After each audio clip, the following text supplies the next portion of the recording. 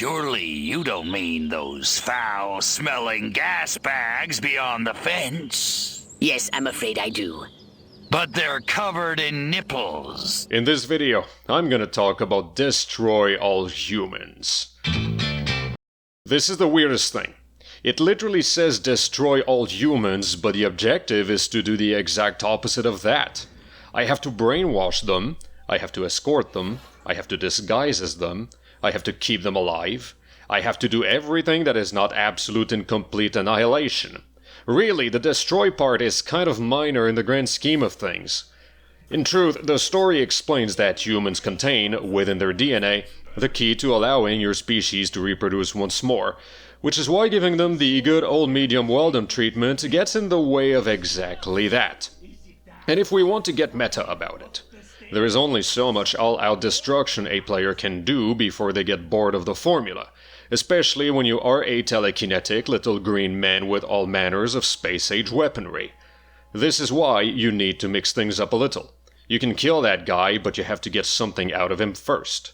You have to infiltrate a facility. You have to maneuver around a minefield.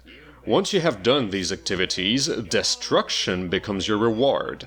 Destroy all humans is what you do once your duties are over and you have earned your paycheck. On this front, it is a perfectly sensible developer's decision, and the game's title is a perfectly sensible marketing decision. Okay, I had no idea where I could slot that statement, so I will do it here. After I completed the story, I was done. I had nothing more to do. Yeah, fine, I had the little probes to collect, and the challenges to do where you have to kill these many people, or race over there, or destroy things with your flying saucer.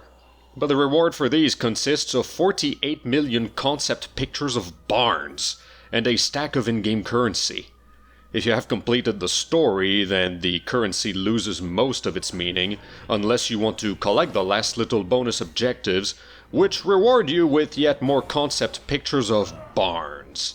I see plenty of these in Letterkenny already, so kindly forgive me if my hunger for 100% completion is some ways removed from Homer Simpson at the Frying Dutchman. The journey towards the end, however, is an admittedly delightful and self-indulgent stew of sexist B-movie cliches peppered with voice acting that will spoil me for the rest of the year. Watching the interaction and the shit talk between the two main characters is a treat on which I could get obese without a second thought. I have rather vague memories about all the shooting sequences, however. There is not much challenge to destroying everything, especially seeing as it is the payoff for doing the bullshit work. Making the shooting into a challenge would turn said reward into more bullshit work instead of a show of pretty explosions. But it feels like everything exploded in largely the same way. I destroyed diners, suburban houses, tanks, and barns, and they all turned into dust and rubble in fires that all felt similar. Naturally, I seek to occupy my time with whatever else I can do, but this is no organic free-roam adventure like Saints Row or GTA.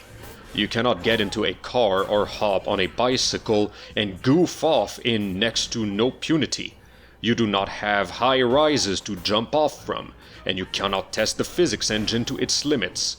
The toys that you have been given are largely covered in foam, and all precautions have been taken specifically so that you cannot break the game, an activity that is the main selling point in many other games in that same neighborhood.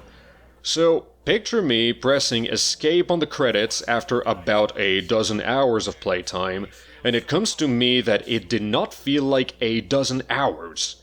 It felt more like 7 or 8. If I wanted to, I could do the rest of the challenges I skipped over and unlock the last of the upgrades, but I do not see the point. My gun will shoot more gun per gun, but I have no incentive to repeat my journey.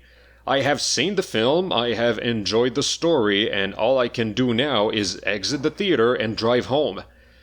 Now, I can see a counter-argument on the horizon already, and it speaks about how this is not actually a new game, but rather a remake of a game that has been made many years ago with the culture and the design decisions of the time. And that is true. The original game came out in 2005 on the PlayStation 2. people were putting Destroy All Humans away after completing the story, while 10 more of their friends were sinking hours by the hundreds into Halo. My personal forgiveness of Retro can only go so near, and this one is not far enough. I had my fun, I did the things, I did not poke too much into it, and the experience will soon decant into a blur somewhere in the depths of my mind, soon to be unrecognizable from the other games I have not played so much as I have passively processed from the do pile to the done pile. Every so often a shower thought will come to the surface, and it will probably involve Miss Rockwell's absolute dump truck of an ass. Sweet Jesus! This sure doesn't look like the pie-eating contest. In short, this game is any movie with Scarlett Johansson. The Eiffel Tower can buy